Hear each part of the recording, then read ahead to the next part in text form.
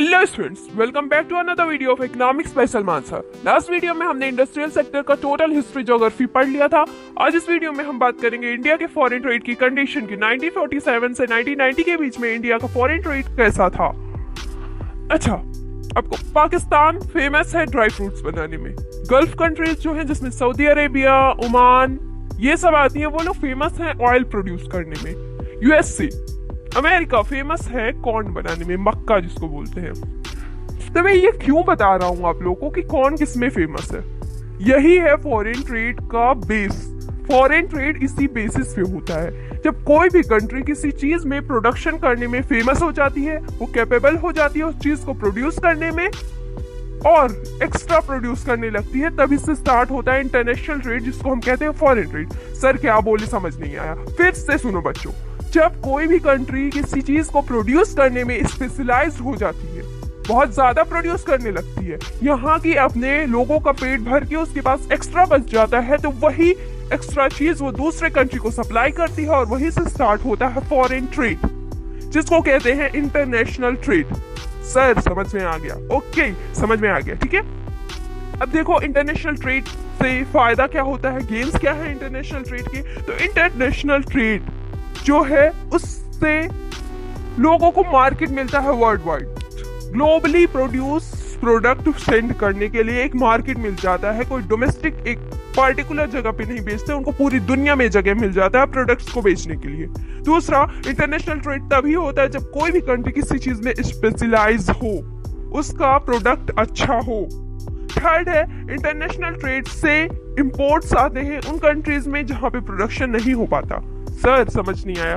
क्यों नहीं समझ में आया? देखो कितना इजी सा टॉपिक है। जैसे बांग्लादेश में अगर गेहूं चावल की पैदावार नहीं हो रही है तो इंडिया उसको एक्सपोर्ट कर दे रहा है, हुआ ना फायदा बांग्लादेश का? हुआ सर। इंडिया में अगर मर्सिडीज नहीं आ पा रही है, मर्सिडीज नहीं प्रोड्यूस हो पा रहा है, तो अमेरिका ने इसके पास मर्सिडीज भेजा, तो हुआ ना फायदा इंडियंस का? हाँ सर हुआ।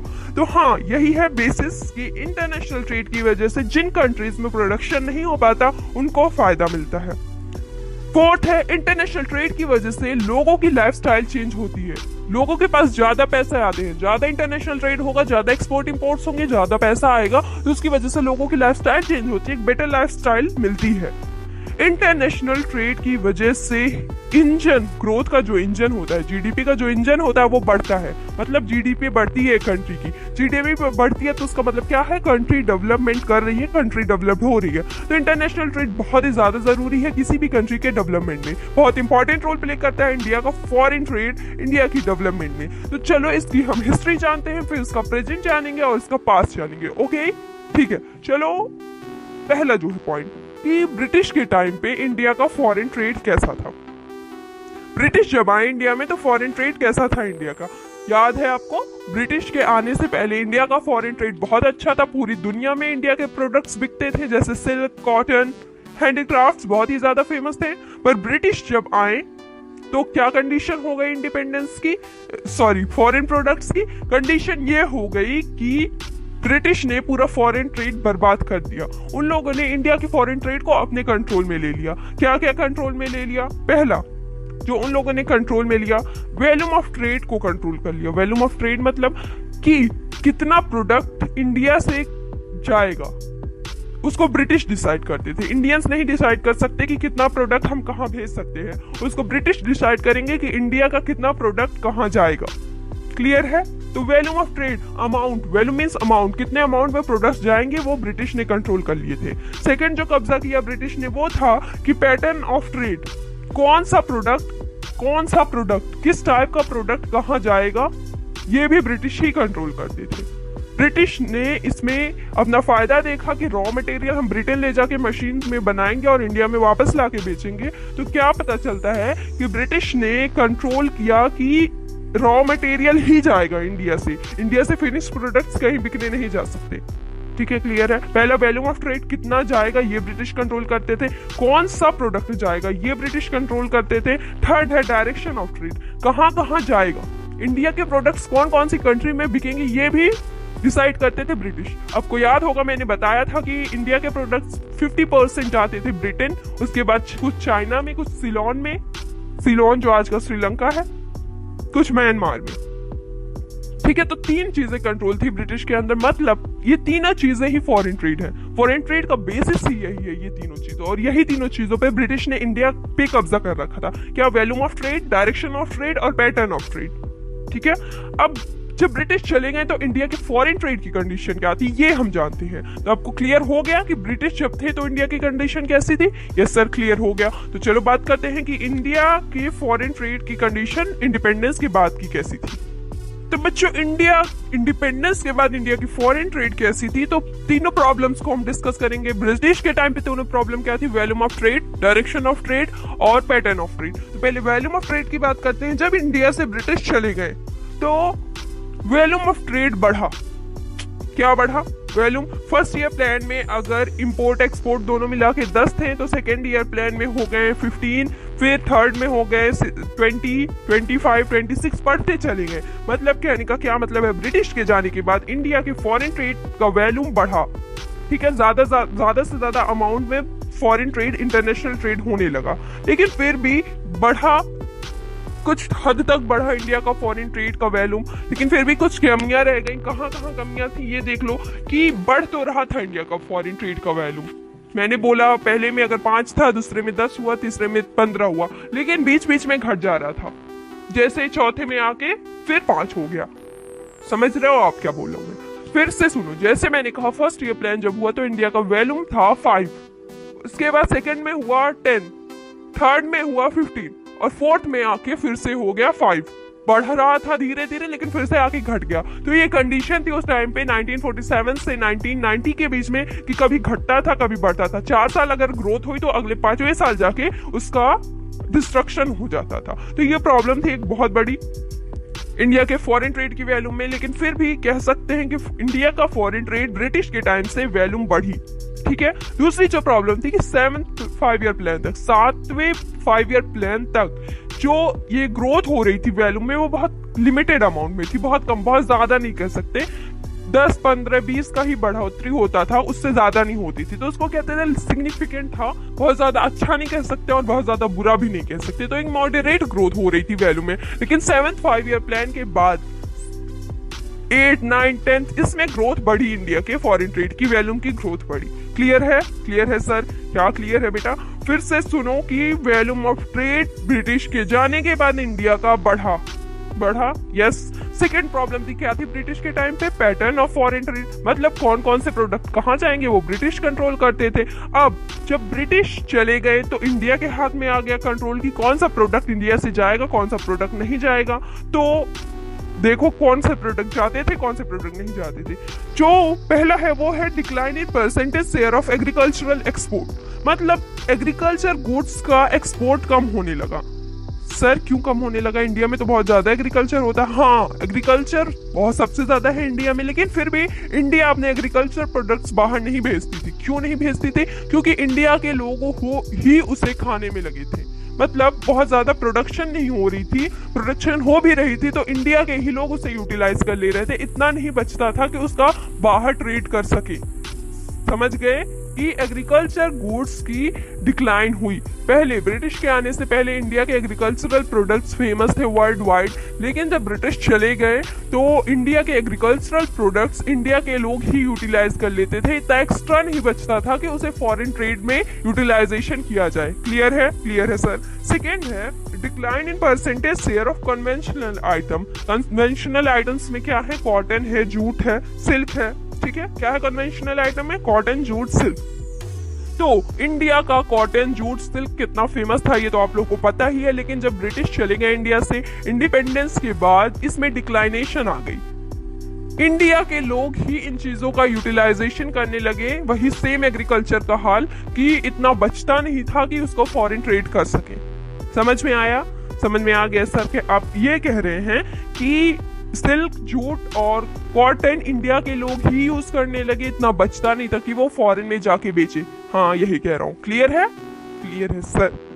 थर्ड है increase in percentage share of manufactured goods. देखो, दो हमने पढ़ा डिक्लाइन हुआ, कन्वेंशनल आइटम में भी डिक्लाइन ही हुआ और एग्रीकल्चर गुड्स में भी डिक्लाइन हुआ, लेकिन थर्ड जो है मैन्युफैक्चर्ड गुड्स, इंडिया के वर्ल्ड वाइड फेमस होने लगे धीरे धीरे। कौन कौन से प्रोडक्ट्स? कुछ प्रोडक्ट्स इंडिया के मैन्युफैक्चर गुड्स दुनिया में बिकने लगे, इंडस्ट्रियल गुड्स बनती थी और उनका ट्रेड, उनका अमाउंट, उनका जो वैल्यूम है वो बढ़ा। एग्रीकल्चर का घटा, कन्वेंशनल आइटम्स का घटा, लेकिन जो ये मैन्युफैक्चर गुड्स है इनकी डिमांड बढ़ी, इनका वैल्यूम फॉरेन ट्रेड में बढ़ा। क्लियर है? क्लियर है सर। अब डायरेक्शन ऑफ ट्रेड, जो थर्ड प्रॉब्लम थी ब्रिटिश के टाइम पे, क्या थी third problem? Direction of trade की, कौन सा गुड्स कहाँ जाएगा ये ब्रिटिश कंट्रोल करते थे। और ब्रिटिश के टाइम पे ज्यादातर गुड्स ब्रिटेन जाते थे, मोर देन 50%, उसके बाद सीलोन जाते थे, चाइना जाते थे। लेकिन जब ब्रिटिश चले गए 1947 के बाद इंडिया का फॉरेन ट्रेड इंडिया के हाथ में आ गया कि अब किससे सर्विस हमें लेनी है, किसको देनी है, वो इंडिया डिसाइड करेगा। तो उस टाइम पे जाने के बाद, ब्रिटिश के जाने के बाद, मतलब 1950 से 1990 के बीच में ज्यादातर इंडिया के प्रोडक्ट्स जाते थे यूएई में, चाइना में, Switzerland, Singapore, Australia, Hong Kong, Korea, Indonesia, UK, Japan, Belgium. ये सब इंडिया के प्रोडक्ट्स थे, यहाँ पे इंडिया के प्रोडक्ट्स जाते थे। ठीक है, यहाँ पे इंडियन प्रोडक्ट्स की डिमांड होती थी। क्लियर है? क्लियर हो गया सर। तीनों प्रॉब्लम फिर से क्या सोल्यूशन निकला? पहला जो था क्या था? वैल्यूम ऑफ ट्रेड बढ़ा, पैटर्न ऑफ डिमांड, एग्रीकल्चर और कन्वेंशनल आइटम घटा, लेकिन मैन्युफैक्चर गुड्स बढ़ा। डायरेक्शन ऑफ ट्रेड अब सिर्फ ब्रिटेन या चाइना, सिलोन ना जाके पूरी दुनिया में फेमस हुआ इंडियन प्रोडक्ट्स, उनका जो डायरेक्शन ऑफ ट्रेड है इंडिया के कंट्रोल में आ गया। सर समझ में आ गया। अब एक वर्ड 1991 को कहा जाता है year of divide.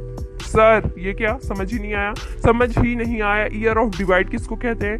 Year of divide इसलिए 1991 को कहा जाता है क्योंकि 1991 के बाद इंडिया का फॉरेन ट्रेड एक्सट्रीम लेवल पे पहुंच गया। बहुत ज्यादा अमाउंट में फॉरेन ट्रेड होने लगी इंडिया की, बहुत ज्यादा ग्रोथ हुई फॉरेन ट्रेड की। सर क्यों हुई?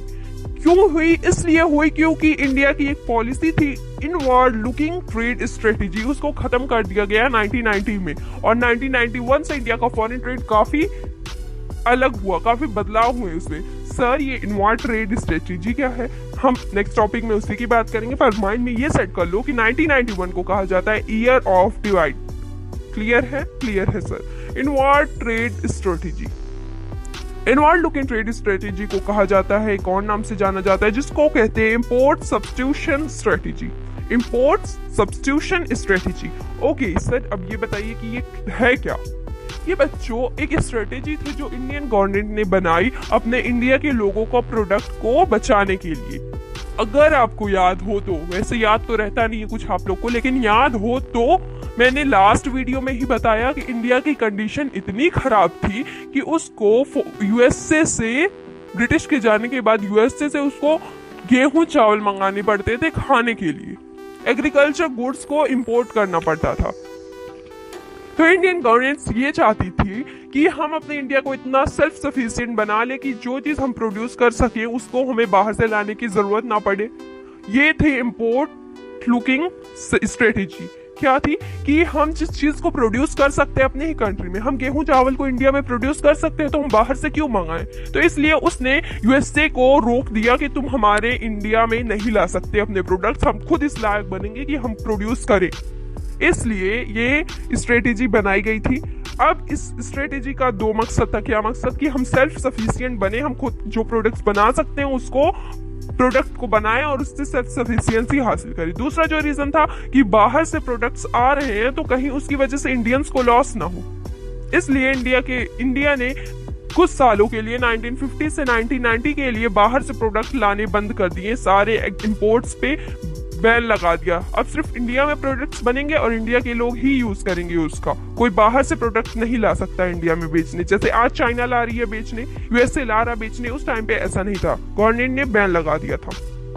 अब इसका फायदा क्या है सर? फायदा क्या है मैंने बता दिया आप लोगों को कि हम सेल्फ सफिशिएंट बनना चाहते थे और इंडिया के लोगों को बचाना चाहते थे कि बहुत ज्यादा कंपटीशन ना पड़े, इंडिया के लोग डेवलप्ड हो जाए, इस लायक हो जाएं, सीख ले मार्केटिंग, तो फिर हम उसको खोल देंगे, उस स्ट्रेटेजी को बंद कर देंगे। क्लियर है? क्लियर है सर। अब जब क्या फायदा हुआ, क्या लॉस हुआ इस inward trade looking trade strategy का, कि इसके कुछ अच्छे इफेक्ट भी हुए, कुछ बुरे इफेक्ट भी हुए। तो चलो पहले बात करते हैं हम अच्छे इफेक्ट्स की, उसके बाद हम बुरे इफेक्ट की बात करेंगे। आपको क्लियर तो हो गया ना इंपोर्ट सब्स्टिट्यूशन स्ट्रेटेजी क्या है? सिंपली ये है कि बाहर के प्रोडक्ट्स को बैन लगा दिया गया ताकि हमारे इंडियन प्रोडक्ट्स सेल्फ सफिशिएंट बने और हमारे इंडियन मैन्युफैक्चरर मार्केटिंग सीख ले, उन्हें कोई प्रॉब्लम ना हो कंपटीशन की वजह से। ठीक है, अब गुड इम्पैक्ट की बात करते हैं। गुड इम्पैक्ट का जो पहला पॉइंट है वो है high rate of industrial growth with structural transformation. Structural transformation क्या है बच्चों? फर्स्ट वीडियो में हमने बात किया था कि कौन सा sector, industrial sector, tertiary sector और एग्रीकल्चर सेक्टर जीडीपी में कितना कंट्रीब्यूट कर रहा है, उसी को कहते हैं स्ट्रक्चरल ट्रांसफॉर्मेशन। स्ट्रक्चरल कंपोजिशन, कौन सा सेक्टर कितना कंट्रीब्यूट कर रहा है। ठीक है, तो इस इनवर्ड लुकिंग ट्रेड स्ट्रेटेजी की वजह से इंडस्ट्रियल सेक्टर का जीडीपी में बहुत ज्यादा कंट्रीब्यूशन होने लगा। पहले एग्रीकल्चर सेक्टर कंट्रीब्यूट करता था जीडीपी में, लेकिन स्ट्रक्चरल ट्रांसफॉर्मेशन हुआ और इसकी वजह से इंडस्ट्रियल सेक्टर कंट्रीब्यूट करने लगा जीडीपी में ज्यादा। जैसे एग्जांपल के लिए जीडीपी 1951 में इंडस्ट्रियल सेक्टर कंट्रीब्यूट करता था 12%, वहीं 1991 में वही 12% बढ़ के 25 हो गया। मतलब ये इंडस्ट्रियल सेक्टर बहुत ज्यादा कंट्रीब्यूशन करने लगा स्ट्रक्चर जीडीपी में इंडिया के। ओके, क्लियर है सर? क्लियर हो गया। सेकेंड है डाइवर्सिफिकेशन ऑफ इंडस्ट्रियल ग्रोथ। आपको याद है इंडिया जब ब्रिटिश के टाइम पे था तो मॉडर्न इंडस्ट्री की ग्रोथ नहीं थी। मैंने बात की थी फर्स्ट वीडियो में, सेकंड वीडियो में मॉडर्न इंडस्ट्री की ग्रोथ नहीं थी।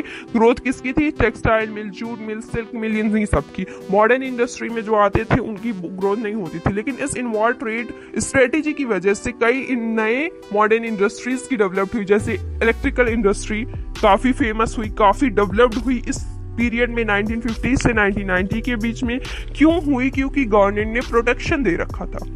एग्जाम्पल से समझो, अगर ब्रिटेन इंडिया ने ये पॉलिसी ना बनाई होती और एक राम नाम का बंदा है, उसने सोचा कि हम इलेक्ट्रिकल इंडस्ट्री का सेटअप करें, इलेक्ट्रिकल गुड्स का सेटअप करें इंडिया में और प्रोड्यूस करें, और अगर गवर्नमेंट ने ये स्ट्रेटेजी ना बनाई होती तो अमेरिका से प्रोडक्ट्स आ जाते हैं, जर्मनी से आ जाते हैं, चाइना से आ जाते हैं। तो लोग चाइना जर्मनी इसका खरीदते, राम का तो खरीदते नहीं, लेकिन गवर्नमेंट की इस पॉलिसी की वजह से अब कहीं से प्रोडक्ट नहीं आ रहा है, तो सिर्फ इंडिया में राम ही एग्रीकल्चर इंडस्ट्रियल गुड्स बना रहा है। सिर्फ राम ही के पास इलेक्ट्रिकल गुड्स की इंडस्ट्री है, तो लोग किसका प्रोडक्ट करेंगे? राम ही का खरीदेंगे, क्योंकि कोई और ऑप्शन उनके पास है ही नहीं। तो ये पॉलिसी जो है गवर्नमेंट की, इसने काफी रोल प्ले किया मॉडर्न इंडस्ट्रीज को डेवलप करने के लिए इन पीरियड्स में 1950 से 1990 के बीच में। क्लियर हो गया? हाँ सर, क्लियर हो गया। थर्ड है अपॉर्चुनिटीज ऑफ इन्वेस्टमेंट।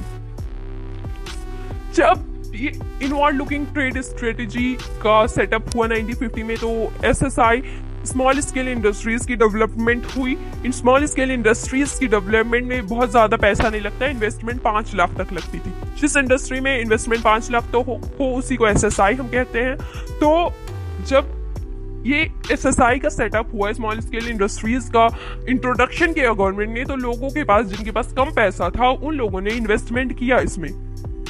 तो इसने एक अपॉर्चुनिटी ऑफ इन्वेस्टमेंट जनरेट की। इस स्ट्रेटेजी की वजह से लोगों के अंदर एक जागरूकता आई कि हम अपना इन्वेस्ट करें पैसा इंडस्ट्री में, हो सकता है हमको फायदा हो। तो उसकी वजह से काफी डेवलपमेंट हुई इंडिया के इंडस्ट्रीज की, लोगों को एम्प्लॉयमेंट मिला, इक्विटेबल डिस्ट्रीब्यूशन मिला। ये थे गुड इफेक्ट्स ऑफ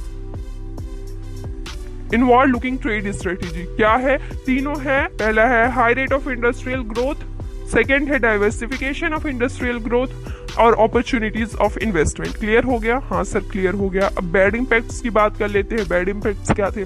अच्छी चीजें तो जहां होती है वहां पे नेगेटिव चीजें भी होती है। तो नेगेटिव में सबसे पहला है growth of inefficient public monopolies.